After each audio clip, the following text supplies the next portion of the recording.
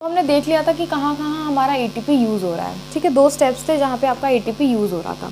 उसके बाद बोल रहे हैं the fructose 1,6 bis phosphate is split into dihydroxy acetone phosphate and 3 फॉस्फोग्लिसैल्डिहाइड। उसके बाद बताया जो 6 कार्बन का प्रोडक्ट था वो आपका 3-3 कार्बन के 2 प्रोडक्ट्स में टूट जाएगा, एक एसीटोन बनेगा और एक आपका एल्डिहाइड बनेगा। कीटोन कौन सा है आपका डाईहाइड्रोक्सी एसीटोन फॉस्फेट है और एल्डिहाइड कौन सा है 3 फॉस्फोग्लिसरिक एल्डिहाइड है। We find that there is one step where NADH plus H positive is formed from NAD positive। ये कौन सा स्टेप है? ये वाला स्टेप है जब आपका 3 फॉस्फो जो एल्डिहाइड है PGAL है वो कन्वर्ट हो रहा है आपका 1,3 बिस फॉस्फोग्लिसरेट में, जब एल्डिहाइड को हम कन्वर्ट कर रहे हैं। ठीक है, 2 redox equivalent are removed in the form of 2 hydrogen atom from PGAL and transferred to the molecule of NAD positive. PGAL are oxidized with the inorganic phosphate to convert into BPGA. The conversion of BPGA to the 3 phosphoglyceric acid is also energy yielding process। ये वाले process की बात कर रहे हैं जहाँ आपका फिर से ATP का सिंथेसिस हो रहा है। This is trapped by the formation of ATP. Another ATP is synthesized during the conversion of PAP phosphoenol pyruvate से जब पायरुविक एसिड बन रहा है फिर से आपका ATP का सिंथेसिस हो रहा है। ठीक है, फिर आपको कैलकुलेट करना है कि कितने ATP के सिंथेसिस हुए हैं। उसके बाद pyruvic acid is the key product of glycolysis. पूछ सकते हैं आपसे कि की प्रोडक्ट कौन सा है ग्लाइकोलिसिस का, तो आपका पायरुविक एसिड है। What is the metabolic fate of pyruvate? अभी आगे क्या होगा इसका? This depend on the cellular need, कि आपका सेल्स की नीड क्या है, उसके अकॉर्डिंग वो हम उसका यूज़ कर लेंगे। There are 3 major ways in which different cell handle pyruvic acid produce by the glycolysis. 3 major way कौन कौन से हैं? These are lactic acid fermentation, alcoholic fermentation या फिर एरोबिक रेस्पिरेशन। या तो लैक्टिक एसिड फर्मेंटेशन हो जाएगा या फिर एल्कोहलिक फर्मेंटेशन हो जाएगा या फिर वो एरोबिक रेस्पिरेशन में आपका चला जाएगा। Fermentation take place under the anaerobic condition. यदि ऑक्सीजन की प्रेजेंस नहीं है तो आपका फर्मेंटेशन हो जाएगा। और यदि आपकी जैसे कि मैनी प्रोकैरियोट्स में होता है, यूनिसेलुलर यूकैरियोट्स में होता है, जैसे बैक्टीरिया वगैरह है उसमें फर्मेंटेशन होता है आपका। और यूनिसेलुलर यूकैरियोट्स क्या होते हैं आपके? प्रोटिस्टा होते हैं।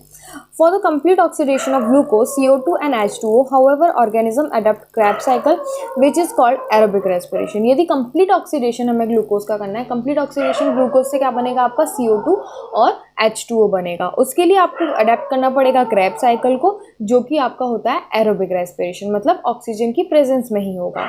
This require O2 supply। उसके लिए आपको O2 सप्लाई की नीड होती है। अब हम फर्मेंटेशन देख लेते हैं थोड़ा सा। In fermentation, say by yeast, the incomplete oxidation of glucose is achieved under the anaerobic condition by the set of reaction where the pyruvic acid is converted into CO2 and ethanol।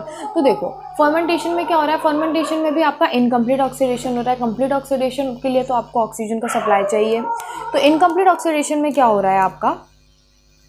Reactions हो रही है जिससे आपका pyruvic acid convert हो रहा है carbon dioxide और ethanol में। ठीक है, the enzyme pyruvic acid decarboxylase and alcohol dehydrogenase catalyses this reaction. कौन कौन सी 2 रिएक्शन है आपकी? CO2 किससे बन रहा है? डीकार्बोक्सिलेज से। और आपका इथेनॉल किससे बन रहा है? एल्कोहल डीहाइड्रोजिनेज से। ऐसे आप याद रख सकते हैं। Other organisms like some bacteria produce lactic acid from the pyruvic acid. देखो ईस्ट का तो मैंने आपको बता दिया कि क्या क्या बना रहे हैं, CO2 और इथेनॉल बना रहे हैं। फिर उसमें बोल रहे हैं कुछ बैक्टीरिया क्या बनाते हैं? लैक्टिक एसिड से बनाते हैं, लैक्टिक एसिड बनाते हैं from the pyruvic acid. The step involve are shown in figure 12.2। देखेंगे अभी हम क्या क्या होता है। In animal cells also like muscles during exercise when oxygen is inadequate for the cellular respiration pyruvic acid is reduce to lactic acid by lactic dehydrogenase. कई बार ऐसा होता है ना कि हम एक्सरसाइज ज़्यादा कर लेते हैं तो लैक्टिक एसिड जमा हो जाता है हमारी बॉडी में। तो वो क्या होता है? वो जब आपके ऑक्सीजन इनएडिक्वेट होती है सेलुलर रेस्पिरेशन के लिए, कम होती है ऑक्सीजन आपकी बॉडी में, तो लैक्टिक एसिड जमा हो जाता है आपकी बॉडी में। और एंजाइम कौन सा? Lactate dehydrogenase. The reducing agent कौन सा है आपका? NADH plus H positive which is reoxidized to NAD positive in the process। ठीक है, उसके बाद बोल रहे हैं in both lactic acid and alcohol fermentation, या तो लैक्टिक एसिड बन रहा है या CO2 प्लस इथेनॉल बन रहा है, दोनों में ही not much energy is release, कोई ज़्यादा एनर्जी रिलीज नहीं होती है। ठीक है, लेस कोई ज़्यादा एनर्जी रिलीज नहीं होती है. Less than 7% of energy in glucose is released and not all is trapped as a high energy bond of ATP. Less than 7% energy सबसे पहले रिलीज होती है और उसमें से भी सारी एनर्जी आप ATP के फॉर्म में ट्रैप नहीं कर पाते हैं. Also the process is hazardous, either acid और एल्कोहल इज प्रोड्यूस. तो दोनों ही हमारे किसी काम के नहीं है. What is the net ATPs that is synthesize, ये आप कैलकुलेट करना कि कितना ATP सिंथेसाइज हो रहा है. When one molecule of glucose is fermented to alcohol or lactic acid. East क्या करता है, पॉइजन कर लेता है खुद को और उसकी डेथ हो जाती है यदि कंसनट्रेशन जो है वो अल्कोहल का 13% से ज़्यादा हो जाता है. ठीक है. हाउ अल्कोहल, ये जो आपका अल्कोहलिक कंटेंट होता है वो इसी प्रोसेस के थ्रू आपका अल्कोहलिक कंटेंट को बढ़ाया जाता है. ठीक है. डायग्राम देख लेते हैं. देखो ये पायरुविक एसिड बन गया.